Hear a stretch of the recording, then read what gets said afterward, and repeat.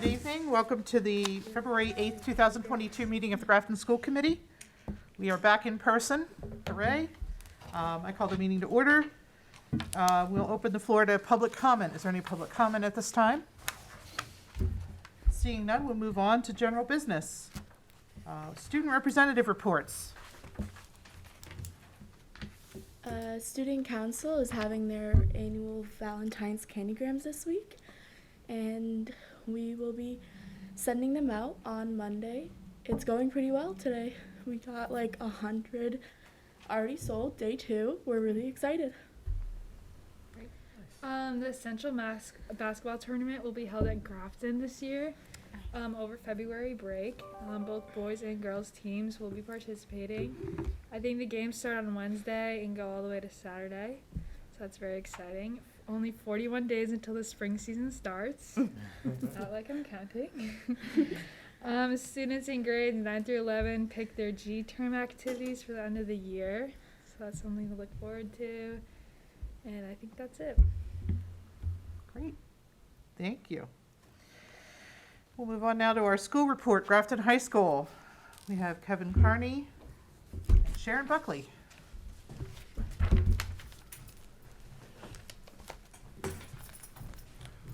Good evening, everyone. While you're sitting down, I forgot to do my thing. It's up on the screen right now.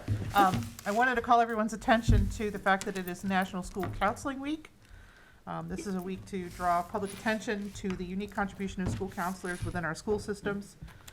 As everyone in town knows, we've been able to expand our school counseling staff, and the name should be on the screen now. We have 5 school adjustment counselors and 4 guidance counselors in our district, and we're very fortunate to have all of them. They work very hard. I'd love to have oodles more, but this is what we have right now. And I also want to call attention to the fact that our newest school committee member, Graciela Vargas Baker, is a school counselor. So happy School Counselors Week to both of you. Thanks. Awesome. Thanks so much. Thank you, Madam Chair, ladies and gentlemen. Tonight we will be talking about our program of studies. We do not have a school update. There's a cross-up in communication, but that's fine. I think I can come in the upcoming month or so to do that. I think there's plenty to talk about with the proposals for the program of studies, which requires vote of you this evening. We've put a number of things in place last year that has evolved this year. The first thing that you probably saw on your change document is we've rewritten the pathways. Last year we called them competencies of distinction. Part of that reason was because those were the titles used in another place at another time, and it fit well with the course outlines for each of the identified pathways. So while we were putting 2 new ones to the table this year for global studies and community service, we decided to rename them as pathways of recognition. The reason for that is there are multiple levels for recognition for students to earn. It's recognition with certification, certification with honors, and then certification with distinction. And if you've earned distinction, that means you've really hit the independent levels by your senior year, where you're doing portfolios, you're doing internships, community service projects. For global studies, you'd be doing foreign travel potentially. So the former title, I think, may have turned, it could have turned some people off of just saying this is not attainable for me. So we wanted to make sure that students taking coursework at all levels have an opportunity to earn success and really strive for something. So that was part of the change. The other change is we really wanted to sync it so that it flowed consistently from one pathway to the next. So hopefully you had some time to review that language to see the consistency. I did have a conversation with one member of the school committee this week that pointed out an important fact that we will make an adjustment once it reaches the program of studies. In part B of each of them, it said, no courses may be taken as a pass-fail. For just regular certification, you can take one course as a pass-fail over the course of the year with principal approval. But at the honors level, it said no courses can be taken pass-fail. Community service is the one course that you'll see. It's not a course, but it's an opportunity, a service learning opportunity for students where they do earn credits, and it's a pass-fail course. So we will signify that in the program of studies. Any questions about that aspect of the change for the program? I might just add that the pathway recognition really helps students to tell a story about their transcript, right? And kind of identify how courses and course selection fit together for a master plan, so to speak. Counseling has really gone forward with what's called MyCap, the My College and Academic Plan. We're starting with our freshmen, where we're asking them to complete those with their counselor. We're going to distribute them again right ahead of course selection time so that they are working with us in tandem to create a plan. It doesn't mean that they have to stick to it, that sometimes plans shift and change, but this really follows in line with what Desi's recommending for MyCap, as well as pathway kind of recognitions across the state for schools. So I feel like we're on our way with that. Any specific questions about the two new additions for global studies or for community service?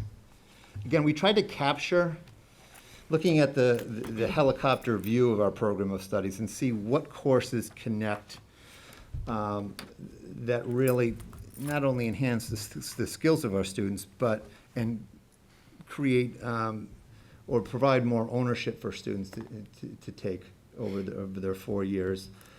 But to put them in a position where they're marketing themselves well. I think global studies is certainly in this current climate. There are plenty of schools, colleges, and universities out there that do have bachelor's and master's degree programs in global studies. So we've taken what we already have. We didn't add anything new to it other than creating some independent projects and experiences that kids could really create a nice portfolio for themselves and earn that distinction. Can I ask a question about the global studies? You mentioned here that the students have the ability to travel overseas. Do you have any identified places where they may want to go, or they can just choose to go wherever they They want? may have already taken a family trip. It doesn't necessarily have to be in their senior year or junior year. It could have been in their freshman year or sophomore year, but what have you taken from your learning experience that could fit? They would need to work it out with their teachers about what that what the construct of the project would look like. Okay, so they will have a project that they have to. Yep. And I do see that there's a possibility that students can have a host a family, and that would be considered global They studies. could, yeah. And I do see also that for financial reasons, you might be providing students another. We would plan. work with them to provide them either organize day trips for them so that they can gain cultural awareness and exposures. We try to reduce any limitations for students or their families to accomplish this. Liz? I was just wondering, you mentioned that you sort of changed the naming of this to interest more students. Did you see a low percentage of students engaging in these, what were they called before, programs of study? And that made you want to change this? And and my second question's compound question, sorry. Have you seen many students change their what's now pathway of recognition, and that's worked out for them? I know it's really early, but have you seen that experience, and have they experienced that, and has it worked out well? I know that the STEAM, or formerly STEM pathway, was the first one to be recognized and awarded because last year seniors were the ones that would have started it as freshmen and completed. And I believe we had 5 or 6 students who achieved that. It was still relatively new. Then we introduced the new competency areas. I don't know that it was so much the name change as COVID hit. There was remote learning. There was uncertainty around what this meant. we became more comfortable in working with Mr. Carney and the counseling team and kind of discussing it with students more and department heads more. And now, each time the course selection comes around, it piques students' interest in it. What does this mean? How can I do it? We provide them with some trackers and some general information that you'll see in the program of studies, but we now have a more substantive conversation with the kids, right? And suddenly it's a doable thing. So if that makes sense. Just And to that's- add, just to add to that, with the STEM certificate already in place, we added, there was an initiative in the district too to create more opportunities for STEAM, the connection of science, technology, engineering, arts and technology. So we grandfathered students in who are already on that path in exposures with the recognition. The others, this is the first year of launch, right? So we spent the early months of, okay, what doesn't make sense or what's going to attract more students? I think we'll really see the traction with middle school parents and students, especially the 8th grade families this year, as it's a focal point of what we have to offer for new incoming families, as well as our underclassmen of 9th and 10th graders. So we do anticipate an increase. And again, even if they don't go to the highest level of distinction, if they take the effort and they say, if I do all of these courses and I maintain an 80 grade point average in all of these courses, I could earn a certification with honors, and I can use that in my applications to college. I can use that with those who are writing recommendations for me to really make you stand out. Can I have one more? I was just wondering if you could comment on one slight concern that I have with the pathways, and that is, the kids they're so young, and I know how much pressure is on them. College entrance rates are low. There's so much pressure on them, I feel like, today to do well and to stand out and to make their story, right? It's all about the story for high school kids now. And at the same time, I worry about them following something like this because it's good for them, because it helps them stand out. It's good on their resume. The fact that I'm talking about resume of high school kids, but also, are they missing opportunities to just explore other things? I mean, our high school, I think, has so many extracurricular activities, has so many, choices in the types of classes that they can take. And I worry about some kids limiting themselves in high school. We're very And then- comprehensive, yeah. and we pride ourselves in that, right? Yeah. And this is not a pathway that they choose that they're stuck in. It's not a track. It's not I have to pick business pathway and stay in it. It's not that at all. There is room for flexibility. We understand that many students are uncertain. The most common college major is undecided because we're animals of not being certain all the time, right? And exploring, and that's what we want them to have. So we would never force their hand in this or make them stick in something they didn't like. There's time to shift and change and experience all of those things, so. And we're consistent in that communication too. We're not trying to force anybody in any particular track, but if you have an idea of what your skills and interests are, take a look at this, consider this. Well, yes, 50% of all students applying for colleges are either going undecided or liberal arts.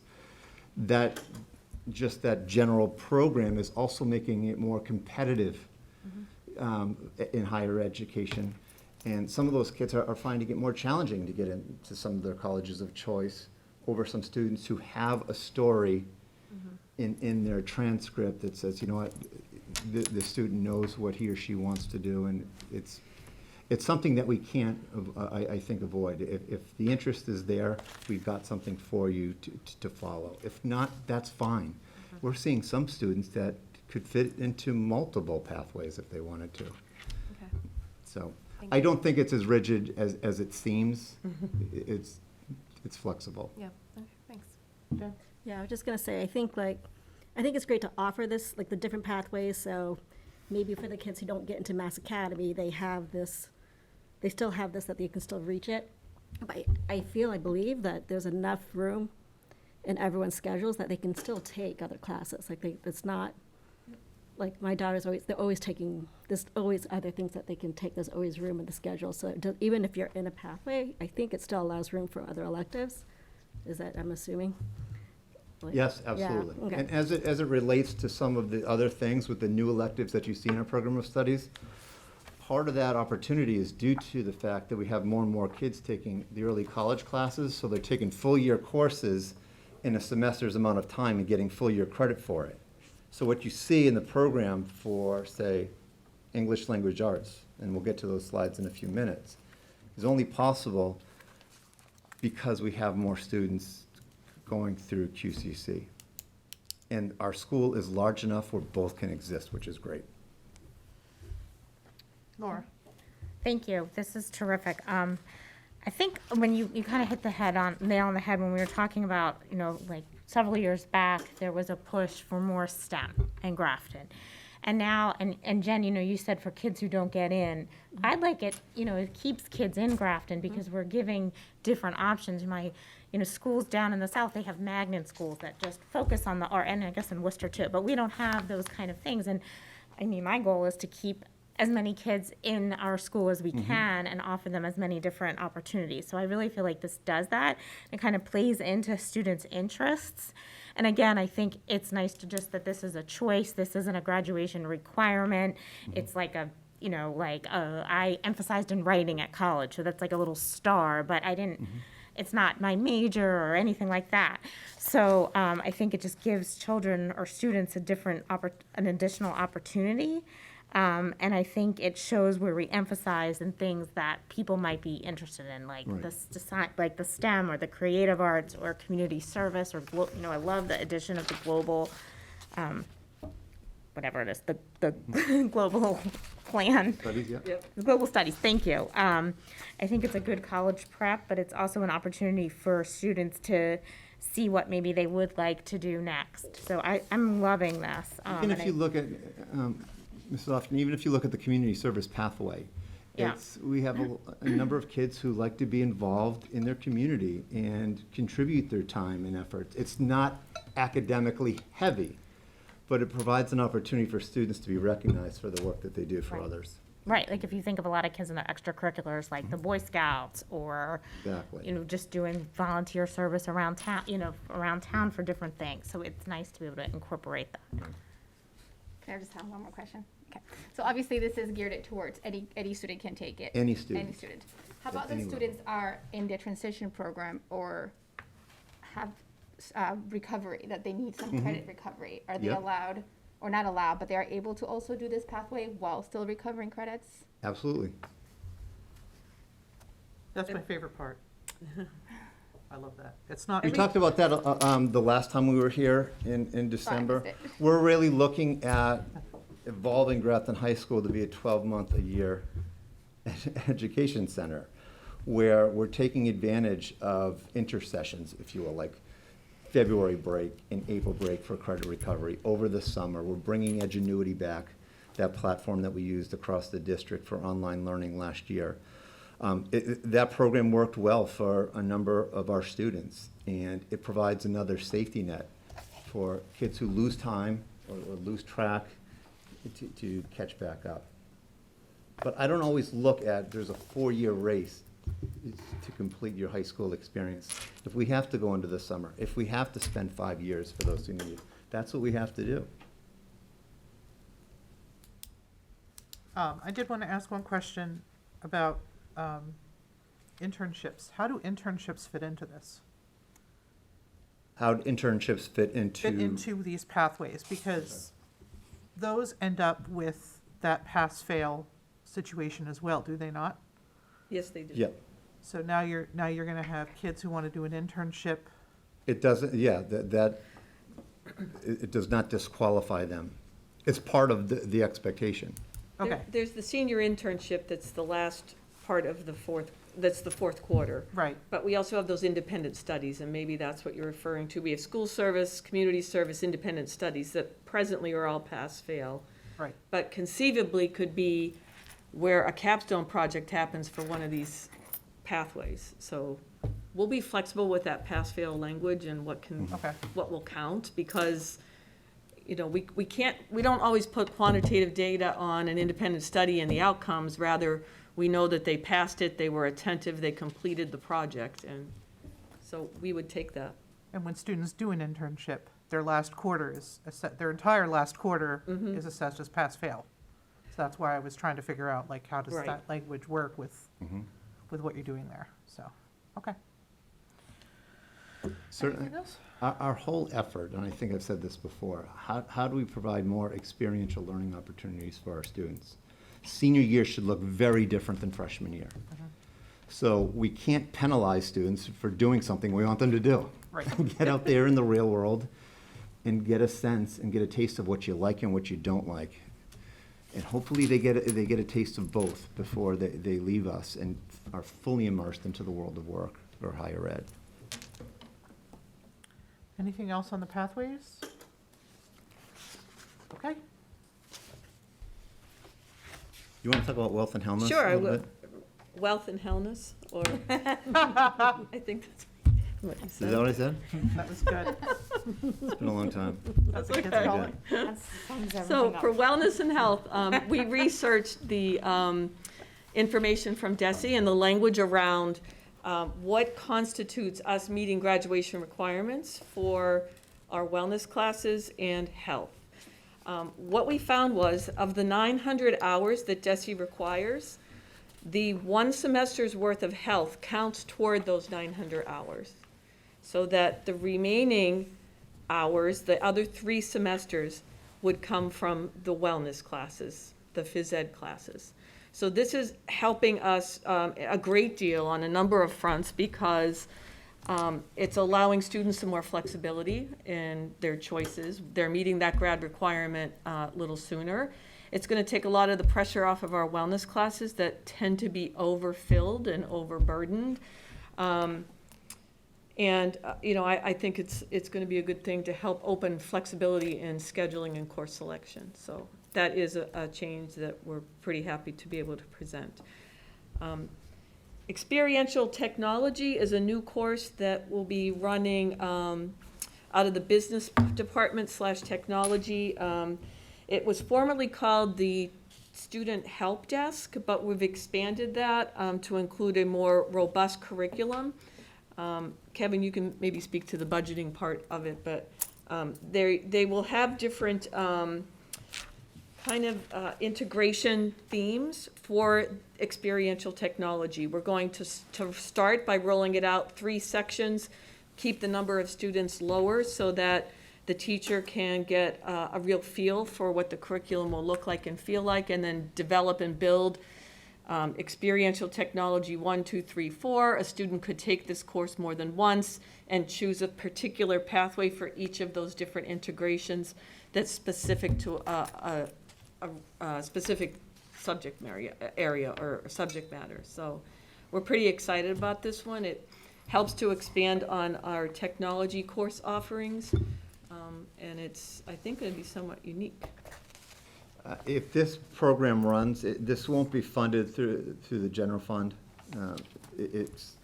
We are probably going to be switching from, or offering the insurance for the iPads in-house. So the students that are enrolled in this program will be assisting in the fixings of our iPads, our laptops, all of those things. Turnover, repairs faster. It's something that I did in my previous district where we covered the insurance internally and the revenues generated from that at a lower cost than what you'd find outside, by the way, for families to make things like this possible. That's great. I love the outside of the box thinking, like this is, you and I have discussed this idea before, and I think it's great. I can't wait to see it. Action. It generated a significant amount of money for the district, again, at a lower cost for families too. So it was a win-win. And that high school, my previous high school is half the size of what we have now, so, you know, we could do a lot with it, I think. I did have a question about the wellness and health situation. Are you planning to open it up so that students at any grade level can take that health class? No, So it'll still health be will remain a sophomore? sophomore class. Okay, so Um, that'll stay as is, and then, Correct. but they get to add an elective if they want to do that and take phys ed later. They Correct. can. Okay, great. All efforts will be made that there will be no double up of PE in a year. So in theory, freshman PE, sophomore health, junior, senior PE class. That's our goal. Now, sometimes students' schedules get jammed up and they need to defer those courses. Sometimes they take the health class or fitness class online through BYU, but that's our goal. Great. Okay.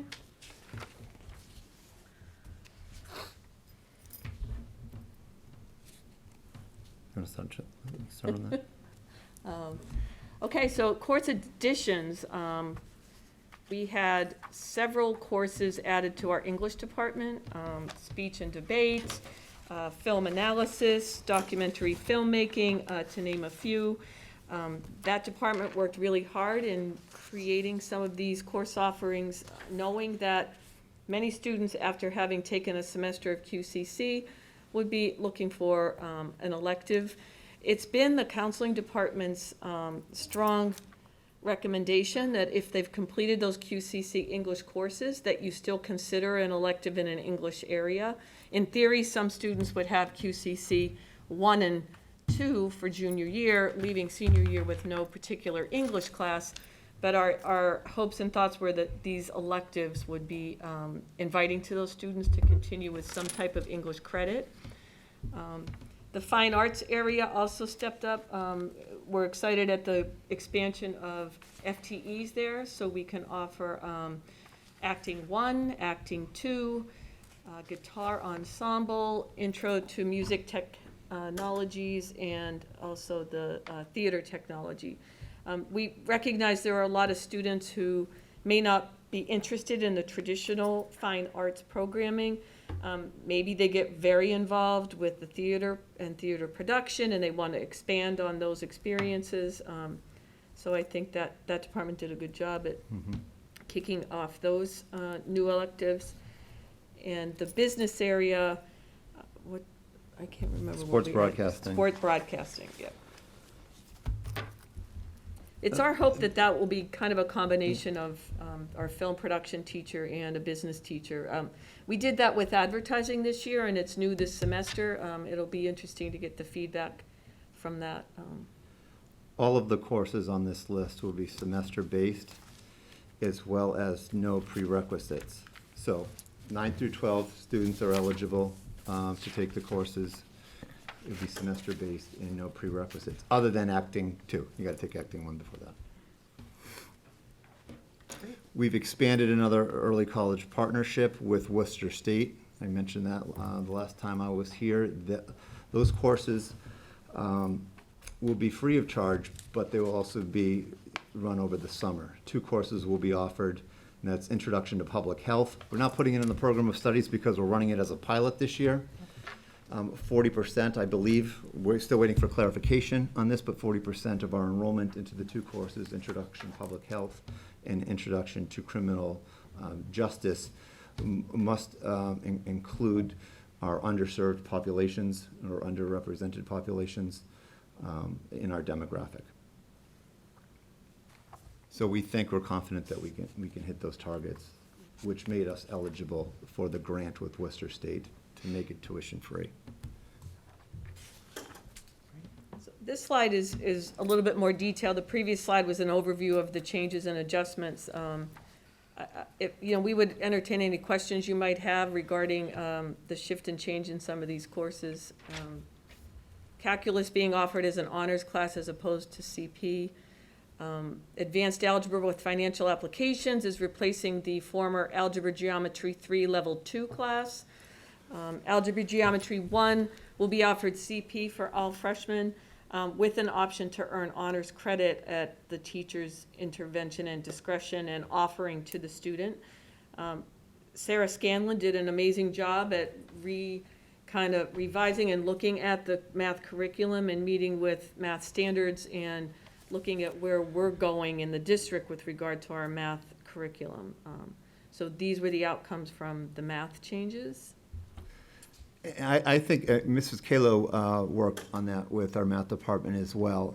And what's been happening in Grafton is not uncommon, with issues that you see at other schools when they're transitioning from middle school and making recommendations for math leveling once they get to high school in the ninth grade. I think it serves the students best to have more students enrolled at the college prep level, and as you get into the year, understand how you can differentiate and provide the honors level credit for those who are ready to take those additional challenges. One of the other changes you'll see in social studies, we're moving down a level from advanced placement psychology to honors. Grafton High, for a number of years, had a college prep level psychology and then AP psychology, no honors level. We've added the community college, Quincy Community College level college class for psychology now. So it's AP equivalent. Kids can take that level, and we've put honors where it should be. The difference in the business computer science area, I skipped over television production. You no longer need video production as a prereq for that course. So again, we're expanding course offering to more students. The English department, we mentioned these electives. The Habits for Success is the brainchild of Beth Lambert in the English department, where we're looking at ways, it's taken from Covey's book, 7 Habits of a Healthy Teen, just looking at some of the missing links that we're seeing in education today around study skill development, executive functioning skill development, time management, organization. So it's our hope and aim that we have that class as one that students want to take to try to round themselves out. I mean, we may be recommending that class for some students that we think would benefit. And the uniqueness of that class is that it wouldn't necessarily be owned by the English department, that next year it's taught by someone in English department, but it could be actually offered by any teacher across the school. Mm-hmm. So that's a unique class that we hope to see off the ground and successful. It really goes to show their creative thinking in that department as well, in terms of thinking outside the box. It's not necessarily just working on reading and writing skills, right? It's more global. It's just very much like documentary filmmaking. They're thinking more thematically and across disciplines. They're owning it because will be a lot of reading and writing and editing as part of their curriculum that fits under their framework. But we're also looking at, does that fit the needs for a fine arts requirement too? We're checking with the higher ed level to see, if it fits the student better. This is where they need it. As a fine arts requirement, we can classify it as that, or we can classify it as an English credit. So if we get the flexibility to do something, we're going to do it. It's not because we don't want to.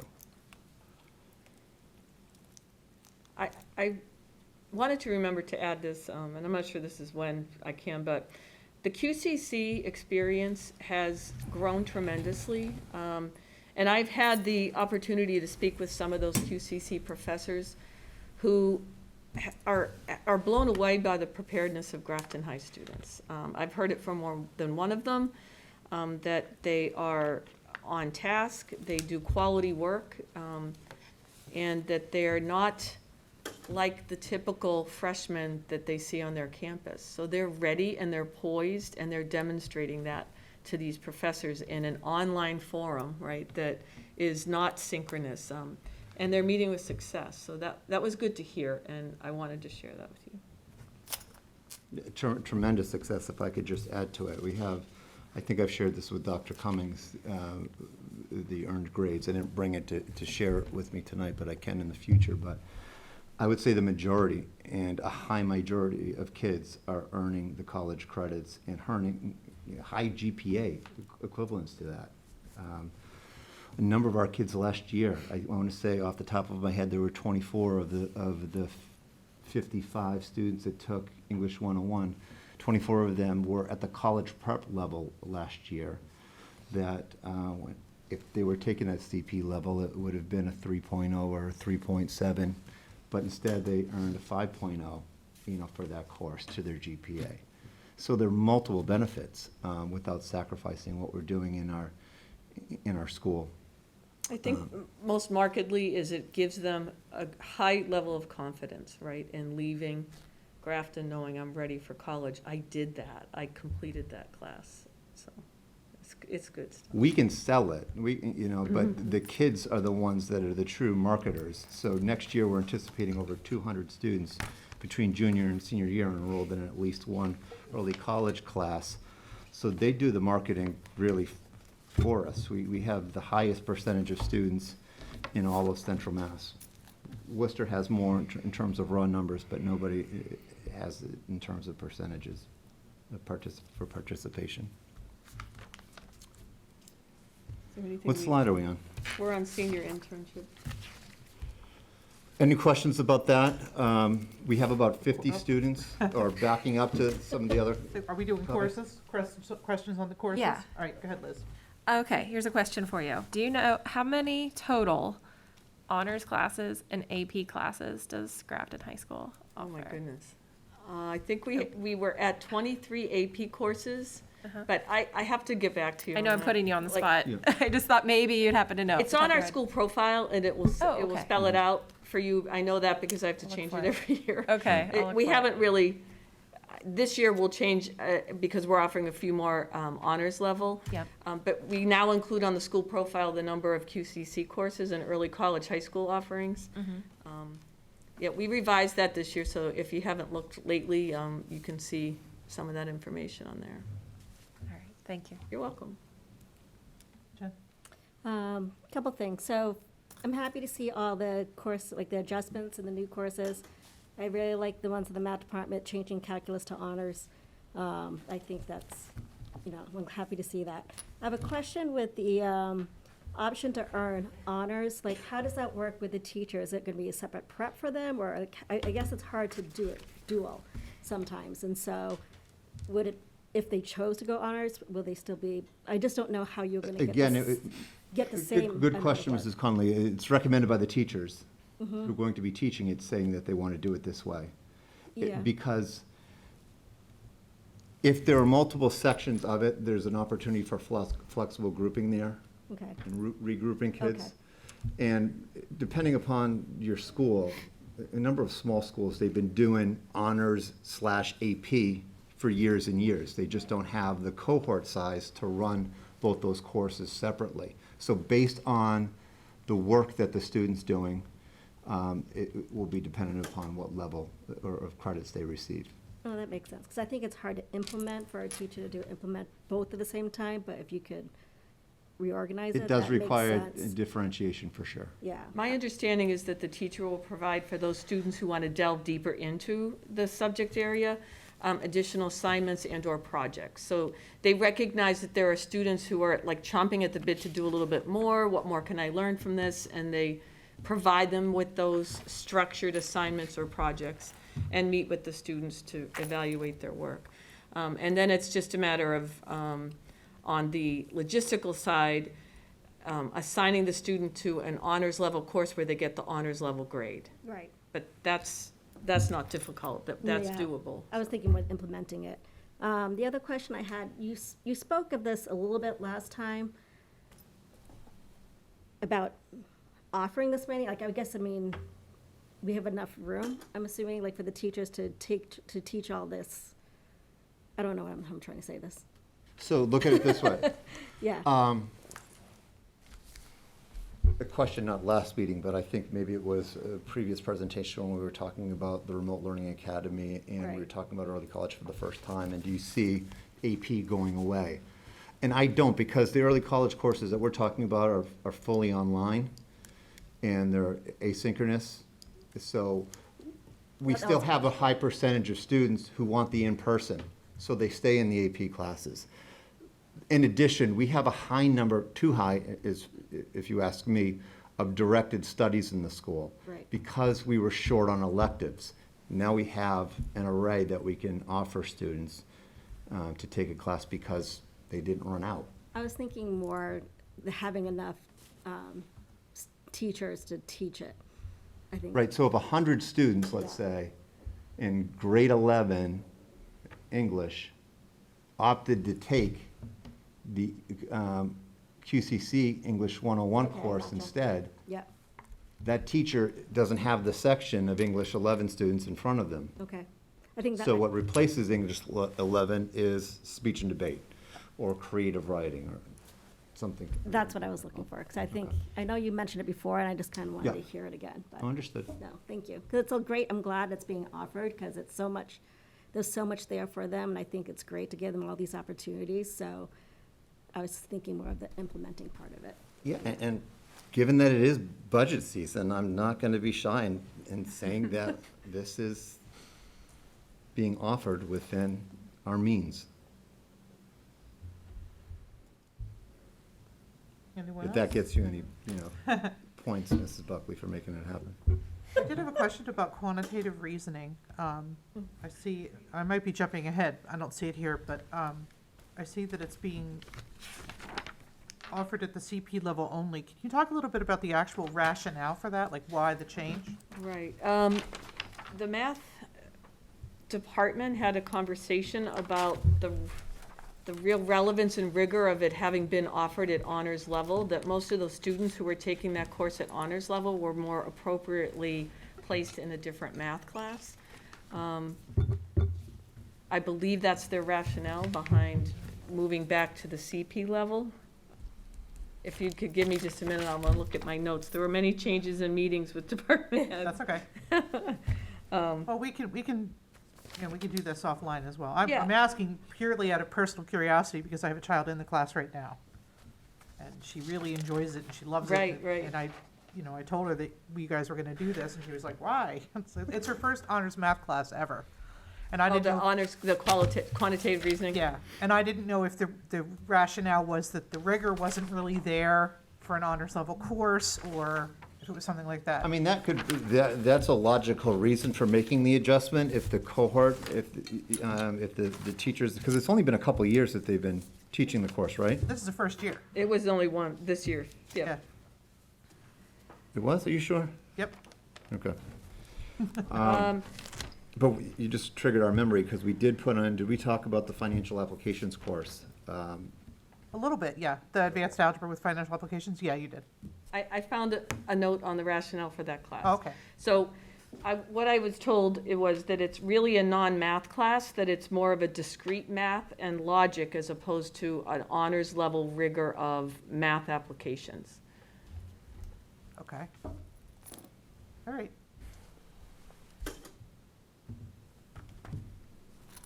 Well, now she knows cuneiform and how to do her taxes, so it's an interesting array of topics. Right. And I think that's what appealed to her about it, is that it's not your typical, she could have gone pre-calc, but why? She's not gonna need it.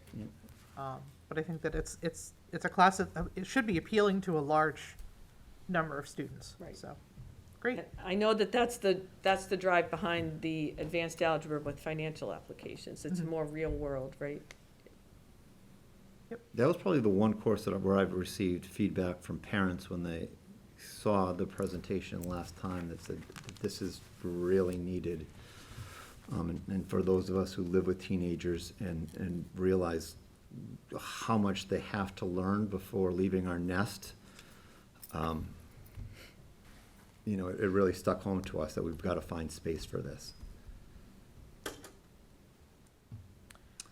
And then lastly, I think it's just the timeline, Mrs. Were there Buckley, any other right? questions on courses? You guys are good. Yep. So I think we're in a pretty good space and place with regard to the timeline. This week, we are meeting with our classes by grade level to review the course selection process, recommendation process, encouraging students to challenge themselves to listen to teachers, have conversations with teachers and parents and the counselors. We are meeting with the 8th grade teachers, or the 8th grade students this Friday, and then next week we have the parents coming and the students so that we can have tours of the school with our NHS students being guides. Teachers will begin to meet with students and make their course recommendations. Tomorrow we have the final meeting with our Power School folks to do the necessary work behind the scenes in Power School to get all of this ready. And we aim by Thursday to have teachers able to access those course recommendation screens, have students access them, and we've walked them through the process and how to complete those things. I'd like you to know that the PowerPoint that your students will see will be posted on the website. We'll also send it out through Schoology so students can reference it. Along with that, on the counseling website page of the high school website, you'll be able to see the course recommendation sheets. You'll see a document that references leveling and what the different levels mean and what the expectations are at different levels. All of those resources are available to you there. If you can't find something, or if you're hearing that parents can't find something they're looking for, just let me know and I can point you in the right direction. Let's see, and then through the end of March, we hope to have all the course selections recorded, and then we get to the heavy-duty work of setting the schedule, running the schedule, tweaking and looking at section numbers, and getting ready finally for next year. Believe it or not. Any questions from the committee? Jen? I have one more. If you go back up to the senior internship slide, I just was looking at the 25-hour internship for 6 weeks. How does that work with AP classes? For each AP class that they're enrolled in, we reduce the number of hours that they need at their internship. So they're allowed to go back and forth to school, is that how it works? Yes. Or are they, all right. It presents a challenge at times due to the rotating schedule, but students know that when they apply for the internship, that they'll need to work with whomever they're going to serve their internship with around being flexible. And as Mr. Carney said earlier, like if you run into barriers, we want to help you find a way around them or through them and not just shut it down. And that goes for multiple APs. So if they have 2 or 3, we reduce the hours accordingly. I have to say that we talk to students who might have 3 APs and 2 QCC courses that, an internship probably isn't in your best interest, that let's find another way for you to, experience some real-world project-based learning if you aren't already in those courses that you're taking, so. Thank you. I know that you talked to the seniors this year about the internships. Do you think that it's worth it to talk to them? Maybe you already are and I'm not aware. Talk to them in their junior year so that they don't register for those courses? Right. We presented that this year. Okay. Today, we met with the juniors on course selection. I believe Ms. Mealy intends we want to hold a meeting at the end of this year and talk to the juniors specifically about just that. So, yes, we thought of that because oftentimes they get set and then they have to make adjustments and it's a little trickier, right? Yeah. That sounds like a lot for Yeah. a senior anyway, to have that many. Yeah. You have something? Can I ask a question? About those internships, have you identified places where the students can get the internships, or they just have to go get them on their own? It's a mix of both. Ms. Mealy is overseeing that now and has actually gotten a lot of feedback from simply posting on the Grafton News and on our website. Might have been on LinkedIn too, I think, but UMass Medical reached out and said they were interested. Some local companies said we could use students' help in developing our website. I think it's organically kind of growing, but certainly students have been looking at their own potential placements. We think that's an important part of the process, that they go out and seek it out and investigate on their own, bring back some of their own unique ideas. So I'd say it's a mix of both right now. are they gonna have to seek work permits? Or since they're not working, I guess they don't have to get a work permit? Right, no. Okay. So just like- These are unpaid, Yeah. right, so, For free. and they're seniors, so we wouldn't want to send a 14-year-old out, so. Yet, right? You Mr. never Carney know. might have ideas, I don't know. Well, I love the fact that you're teaching executive functioning skills, so maybe you will get 14-year-olds are Yeah. ready for that. Any other comments or questions on the program of studies? We do need to vote. I will take a motion. I make a motion to accept the GHS Program of Studies 2022 as presented. Second. Motion made and seconded, and that was Liz on the second. Any further discussion? Seeing none, we'll move to a vote. All those in favor? Aye. Aye. All those opposed? That's it. Unanimous. Thank you, everyone. Thank you. Appreciate your time. Very well done. Thank you. Oh, no, you have to stay for the calendar. The calendar vote? Since you had suggestions, I think, Oh, no, you can go home. Well, what we did say is that, and it's not, Get out of here. It's Jay's turn. all right. Thank you very much. We'll see you next week. I think a lot of us have eighth graders, so we have to post an agenda because we'll have a quorum there.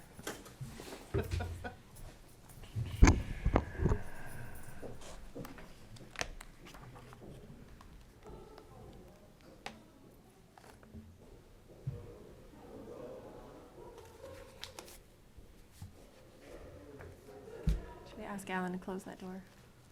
Amy, All right. Alan to close that door? Oh, thank you, You Alan. got it. You can ask them. I was gonna, You ready? Yep. Okay.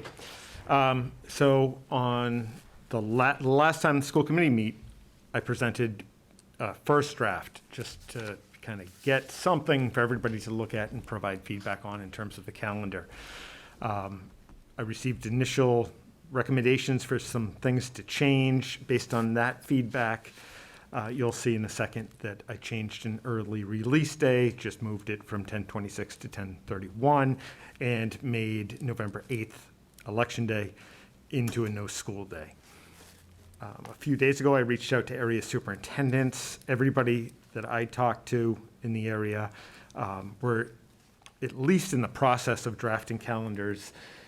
Everybody was struggling with the same things that we've been struggling with, starting around the 30th and ending that third week of June. Everybody's, and you'll see it in a second, it's common sense. Everybody is worried that with snow days, it's going to push into that final week in June.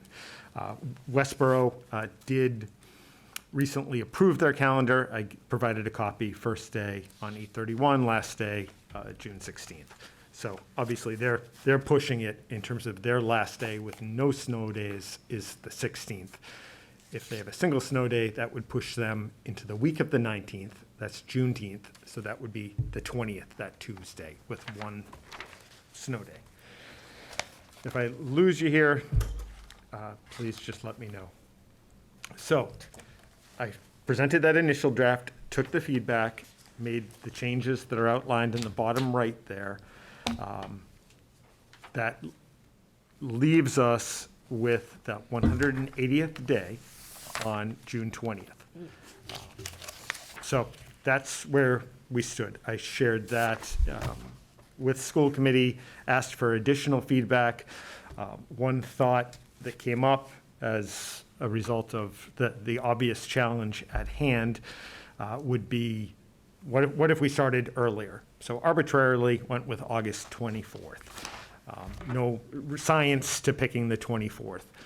It's just in the previous week. I wanted to outline that and basically just show what the impact would be. So that's with the other changes being the half day and no school on election day.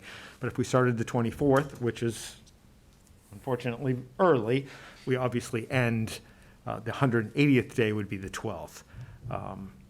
So as you know, and I certainly know from dealing with the calendars for over a decade now, there's really no win. You know, you have a better ending, it's unavoidable. You're going to have a more painful start and vice versa. So this was the draft 3 was everything in place with a change in the start date. So for the purposes of the discussion that I'm trying to help frame for all of you, I'm going to bring it back to draft 2. And so what you see, just to reiterate, the change in early release day, no school on election day, and that would put us at the 20th of June in terms of ending. Possible options, and there are certainly others, would be an earlier start date. Wouldn't have to be the 24th. Even a day or two would obviously get us into that previous week. Making election day a school day. I know there was, not everybody is on the, or at least at the last meeting, the committee, I don't think, was uniform in all wanting to have that be a day off, but that could certainly be considered. And some districts in the area are having school on December 22nd, have that be a school day.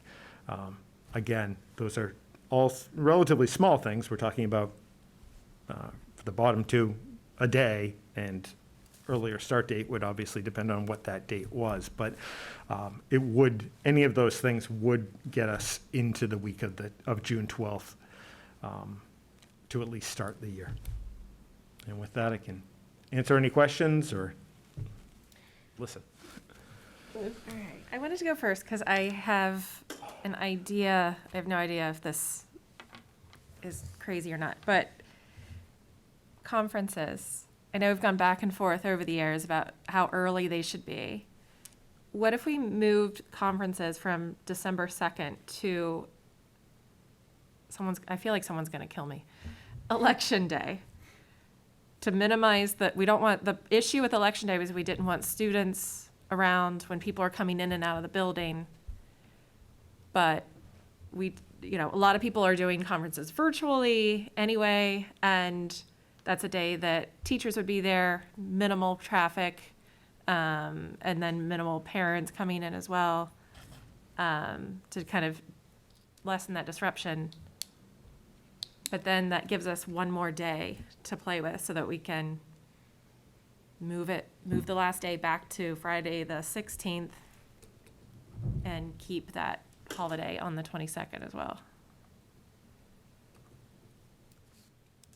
It could certainly be done. I don't remember. I do. Oh, go ahead. I was just gonna say, because actually, we used to have them that week. That's why it was no school November, because we had those. Now it's not, it's really much less. But they moved it because they wanted this, more time between progress reports and conferences and grades coming out. Personally, I always thought it was a little too late in December. I would love to get feedback on that then, so I wouldn't be comfortable voting on that without really getting feedback from the people that actually have to implement it, but offhand, I think it's a great idea, Liz. Phew. But, I wouldn't want to make that decision tonight, not to drag this out again, but, just because I have that memory, but obviously lots has changed since the move, but when I first started and when my kids were in kindergarten, we had them in November, and it was that week. It was right around that week, so it can be done. Sorry, did I? You know, I think that's perfect. Ring a bell? Yeah, While that I might not remember be that. optimal, I don't think many people I are wasn't going to on the argue committee, but I that remember I that. don't think June it's 20th is optimal either. right, exactly. So I bet, especially if we maybe just this year because of elections, I think it's a good idea as long as it's not impacting, the main reason why we do conferences. But I always thought parents wanted to kind of connect way earlier than December. But I got outvoted on I that. agree with that. I agree with I was sad when it moved to December Same. because by the time grades close, I feel like that's too late for parents to have conferences, especially with middle school and high school. Now, if they're going to move to a semester Right. system, I'm not sure what that does, but it doesn't sound like the middle school's going to do that. Is that correct, Jay? It's just the high school that wants to Correct. go? Yep. Okay. And that's, I not mean, elementary I think either. I think it's an idea that's worth floating by the staff and see what their reaction is and say, look, we could start earlier or we could do this. Here are some options, and I think we know what they'll prefer if that's kind of what we Yeah. Yeah, I'll work with the leadership team to get a sense. I'm not Okay. going to necessarily run a, And, you know, 570 person we're vote. still on schedule here. It's Oh, still yeah, yeah. February. no, you know. that's a good idea. And it doesn't add another day. Obviously, you almost kill two birds with one stone, Yeah. as opposed to another day off in November. I think it's That's a great a idea. great idea. I think it's a good idea. I do remember them switching it for that reason, more so, well, I think because the elementary was in trimesters anyway, so that right. kind of worked. Yeah. But it does, I know it doesn't really make sense for the high school when they have report cards, or in the middle school when they do quarterly. So I think it was more just they didn't feel they really got to know the students well enough to have like a full. But I think if we present it and maybe it's not always gonna be this way, it might be just this year, See how it but goes, yeah. Yeah. Yeah. I think it makes a lot of sense. throw it out there and see what happens. Yeah. Yeah, go ahead. I just was to say, I will also yield on December 22nd. In my head, I thought it was that Friday, and that's why I was so Oh, passionate. But I think we could, like, this year we went till, it was fine. It's fine. It's the same amount of days I as would this yield, year. I would yield the Without the 22nd. I think I 22nd or was with it? passionate about it. Without it, it's the same amount that we had this year. Yeah, it was this year. So you go up and you have that Friday off, and you have 2 more days until Yeah. the winter, till that holiday. So I'm actually fine with also if we need to do that. But I do like the conference idea unless it's really impacting Well, we anything could- educationally wise, you know. we could do both too. I mean, That's true. back it up 2 days. It would be nice because we're gonna have snow days. We are, and it's Sorry. gonna be more than 3. I'm sorry, it is. Maybe not. But we have June. Yeah, I could do that also. And this is just a unique year, so. Yeah. I Well, don't, I do want to point out for those watching that, just kind of wrap up the discussion, because it kind of happened offline, that it's too soon, or too close to the election to try to move the location of the voting. I wanted to make sure that Right. everybody was aware of that, that's something that's going to take some time and some cooperation with the clerk's office. And, you know, maybe for the next presidential, we'll be voting in different places, but for this year, it's going to have to be at the schools. And I think the security, to me, is of paramount importance. I got so many responses when I emailed the MASC listserv, and many of them were private, which surprised me. I think people are hiding, but they said they couldn't believe that we're still holding voting in the schools. And almost everybody who responded and said they are holding voting in the schools, they either do a professional development day on that day, or they take it off because of the security. There was one school that wrote back to me, and they were really nice, and they gave me like a map of their school. And they had like a great way, like they literally had a gate that came down. And I've seen those in schools. We have them in the high school, I believe, but just We not in do. the right spot, where they can cut off access so that they can keep the voters from going into the bathrooms where the students are, et cetera. So that was really interesting. But yeah, it does seem like statewide, there's been this change where we're getting away from using the schools when we can. So if it makes sense for Grafton, I'd like to see it happen. I'd like to help it happen. But for this year, I think we've kind of come around on a good solution here. Not enough to vote tonight, but yeah, go ahead. It sounded like you were closing it up, so I wanted to have one other suggestion. I was just looking at some of the holidays, and I was going to suggest or ask if possibly this, like the September 28th half-day, if that could maybe be moved to like Yom Kippur, to give people, you know, it'd be a nice, at least as a half-day, so they could go home, go to temple, go with their families on that last, I think that's second Rosh day of Hashanah. it.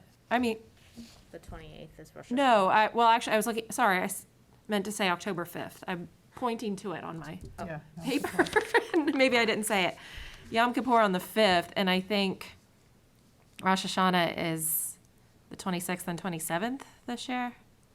So, but I was just going to suggest the 5th, since that's, if you had to pick one.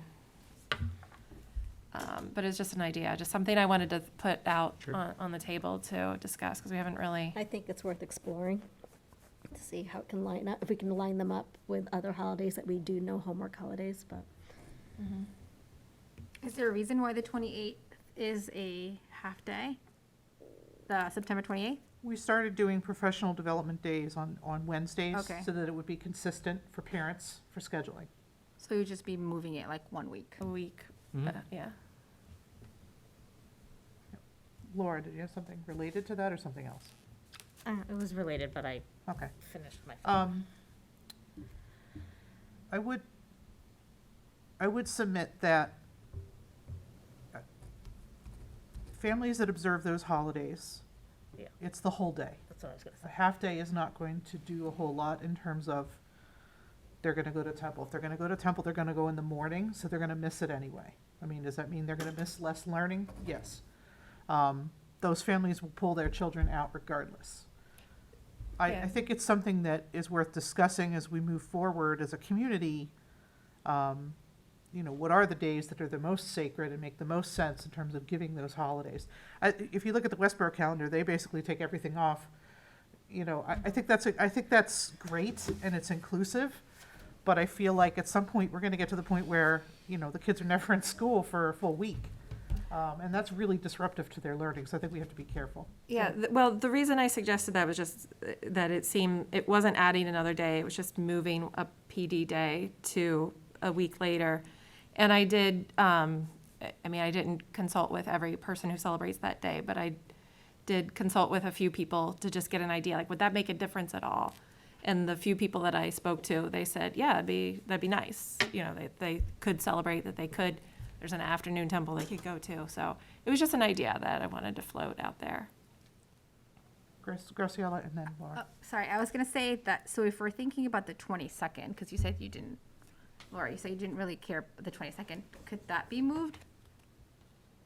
I mean, you would, To what? I'm sorry. yeah, Can you give it a whole so, day? yeah, to give it a whole day. So give the 22nd, make it a school day, December 22nd, make it a school day, and move the no school day to the October 5th For Yom Kippur. for Yom Kippur. Madam Chair. Laura, So, that to me opens up, so I actually went to a session on this and done a lot of work on it, because I know we're trying to be more inclusionary and exclusive and equality. yes. I've actually, and I know you come from Westboro schools, I've really liked what Grafton does. We don't have any religious holidays off. We have Christmas Day off, but that's a federal holiday, and at the end of the day, you have to look at how many people are missing school.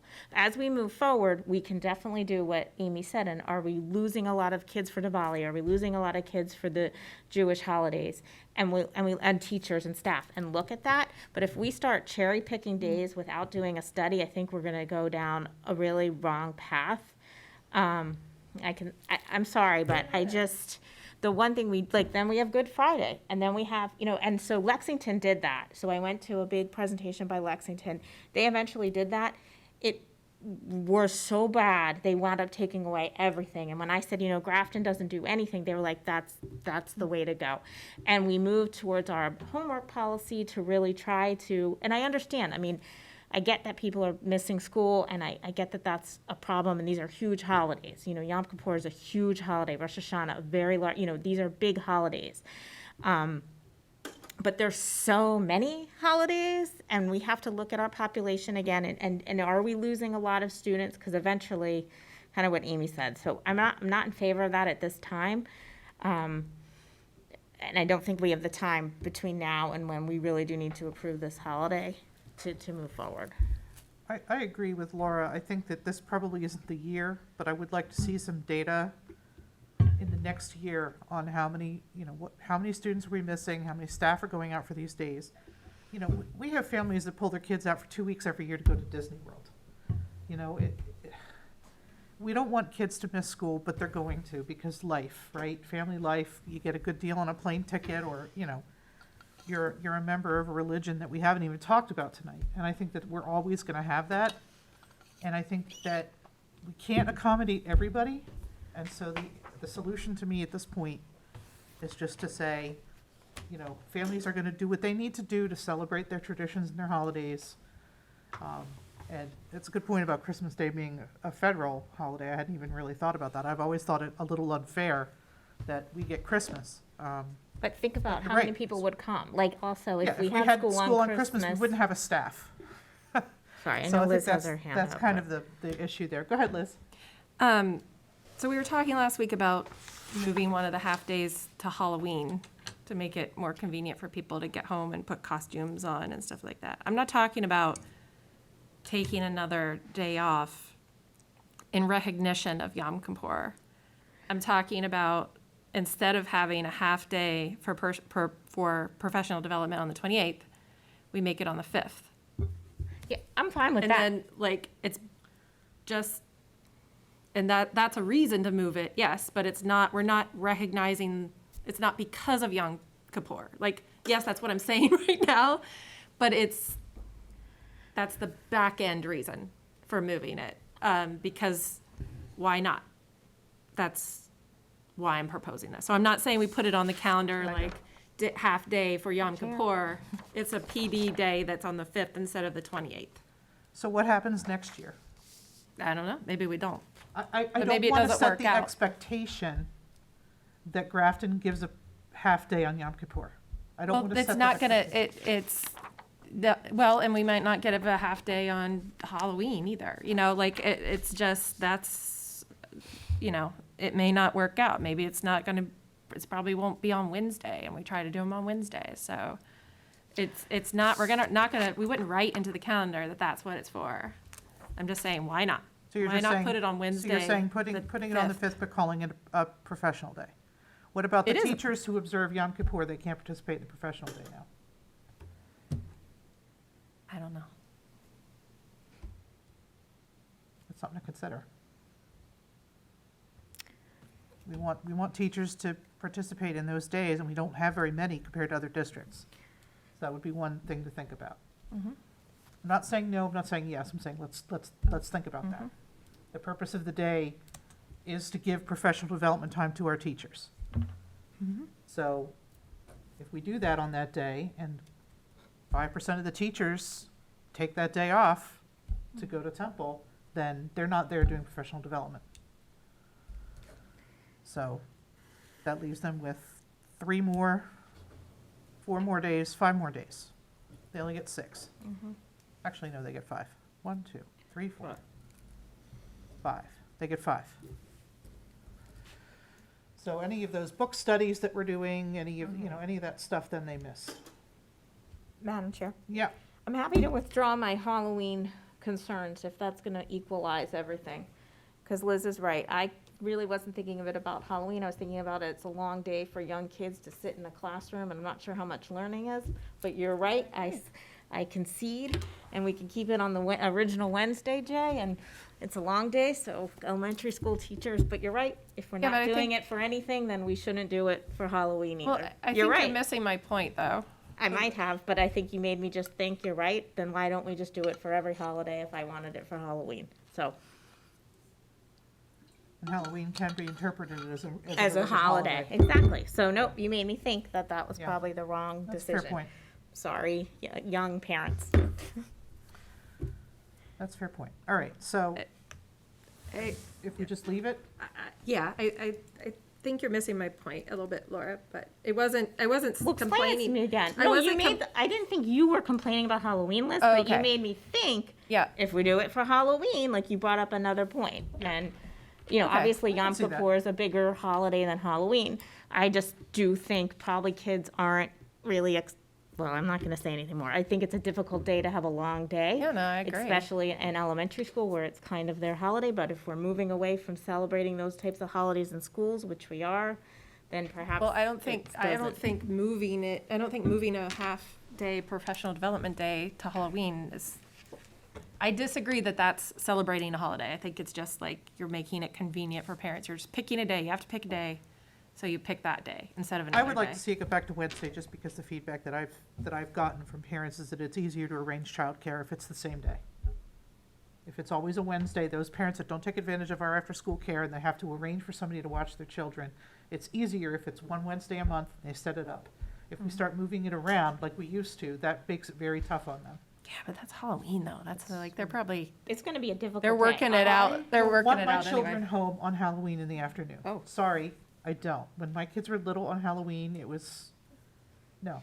It's Stay not in school, about read. you and your kids. It's about I know. the dish. Well, that comes up a lot, but it's about the kids It is. and a long day. But I like Maybe it. the I town like of- the half day on Halloween. I like that idea. Maybe the town of Grafton should trick or treat on Sunday the 30th. I mean, Oh, don't get me started on that. Other towns do it. no, that's not our privy. All right, It is not. so let's wrap up. What direction are we giving poor Jay to go back with? Because we've come up with a lot of ideas, and So it sounds like we're gonna see what the opinion is amongst the staff to move. I think we were all in agreement on that point, right? Yeah. To move the Yeah. conference day to the 8th. And I know it's early, but I think just present it. Yeah. Yeah, I Yep. think No present it, problem. and I think we do the 22nd. And then I would recommend that we leave the half-days as presented, including the Halloween on that Monday, and then next year we rethink some of the holidays and the half-days.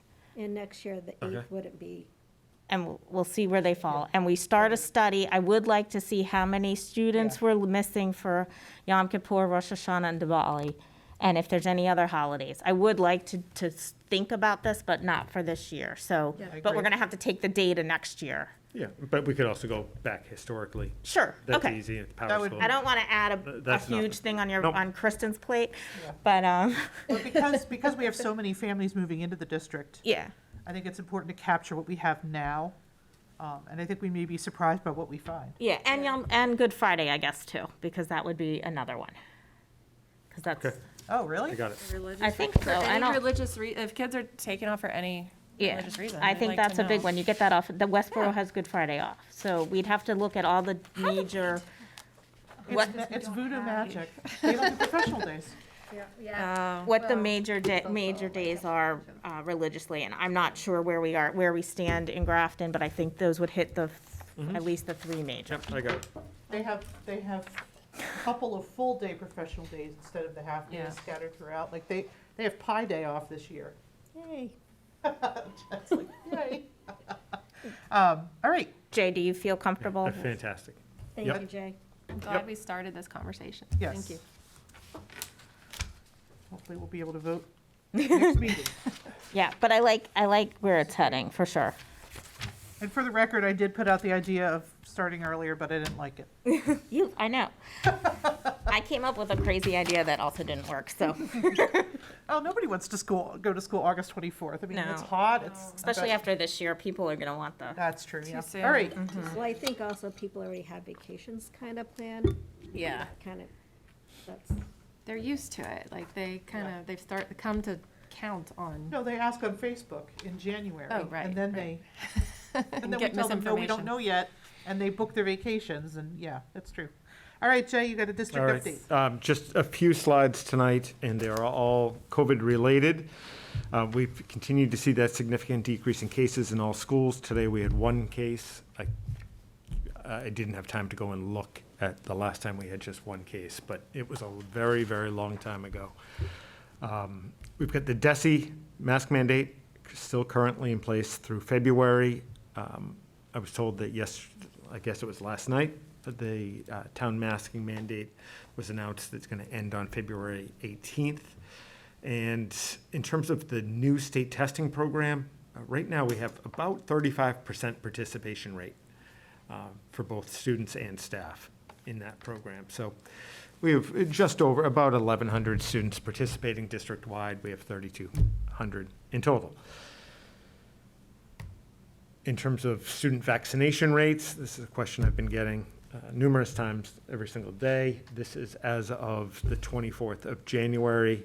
I mean, you can read them. We've been very steady at GHS and GMS and seen slow but steady increases at the elementary level, which makes sense since that came out later. And I just had two other slides about the new testing program carryovers from last week. So I can take any COVID or other questions you may have. Laura had her hand up first. I just have a quick question. Thank you for this.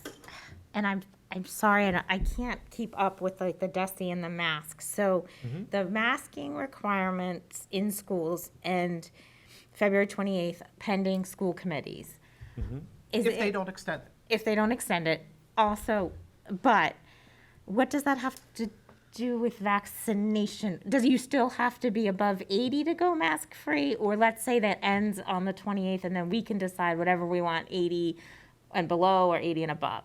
Yeah, the DESI mandate that Yeah. talks about vaccination rates ends on the 28th. Yes, All of it. regardless of how Regardless. vaccination rates. Right, so if we're gonna follow their science, Okay, so we'll have to decide on our own. It still Or- comes back. yes, or the other thing that happened yesterday is that Baker announced that there will be an announcement this week Yeah.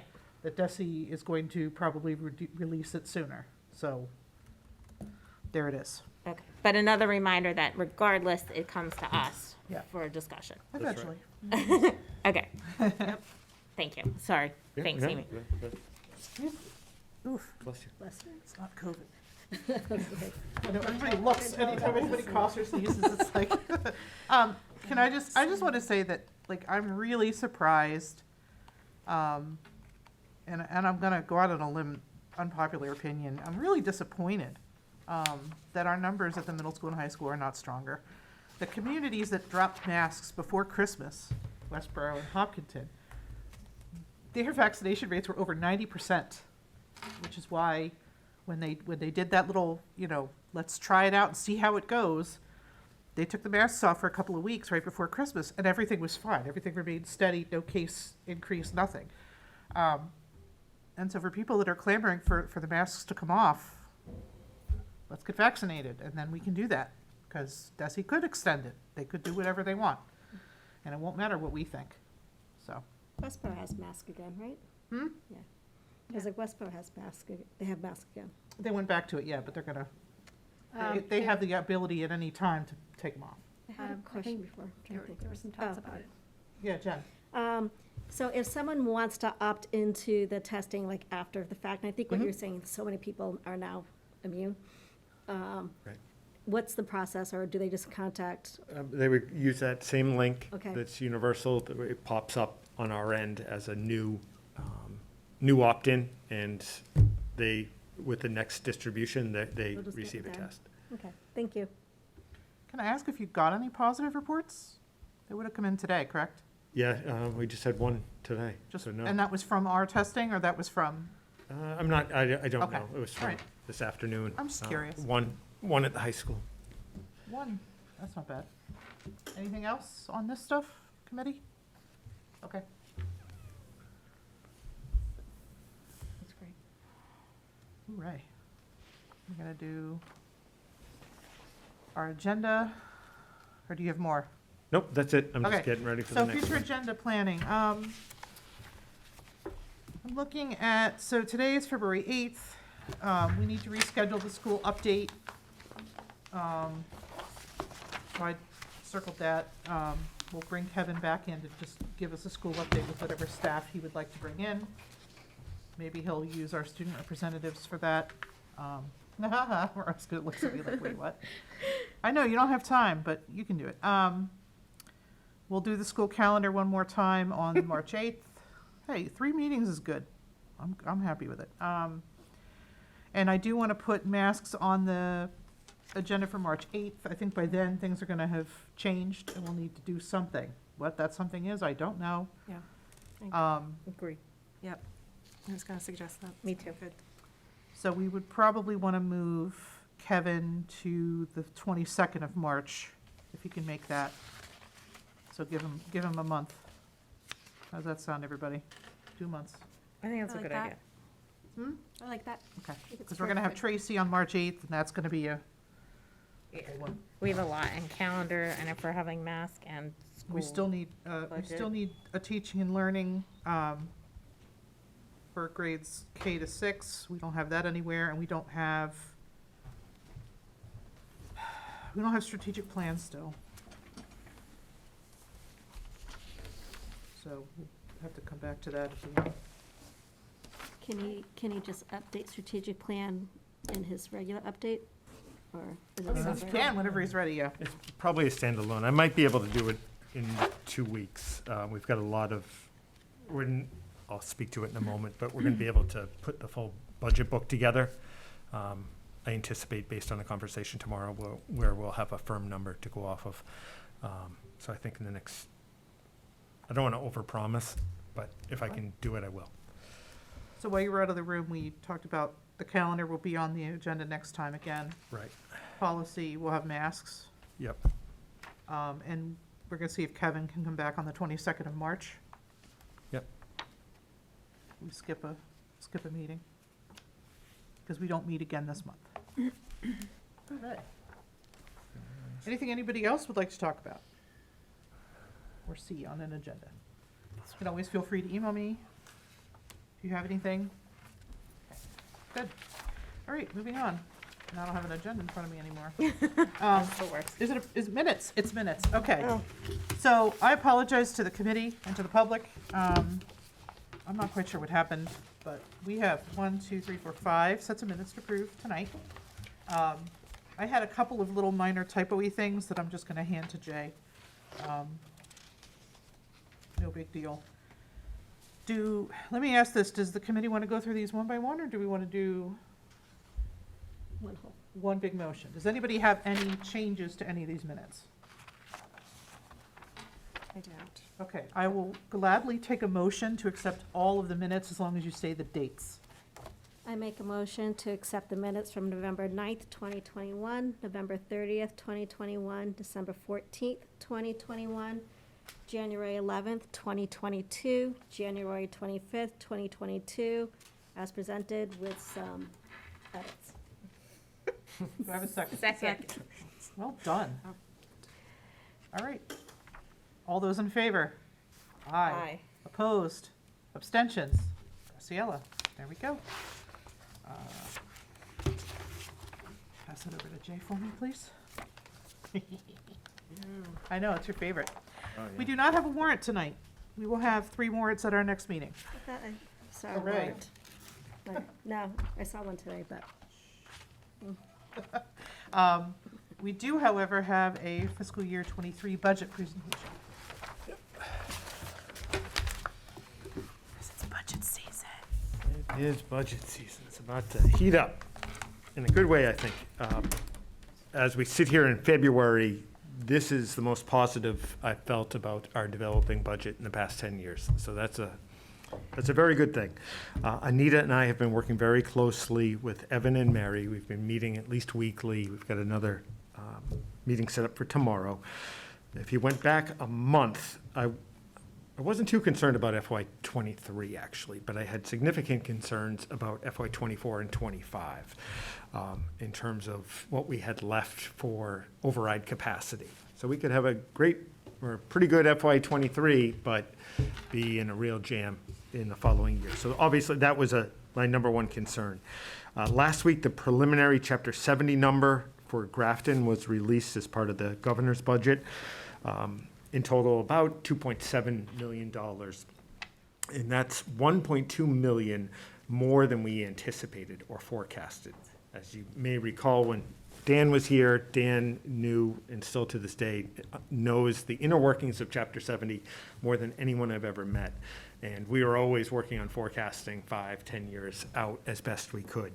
He called me the second, and I didn't even know the numbers came out. And Dan called, and oh my gosh, you guys did really well with Chapter 70. I never saw that coming. That's a wonderful call. That rarely happens. So that was fantastic. That number may shift a little bit, but it should be pretty solid.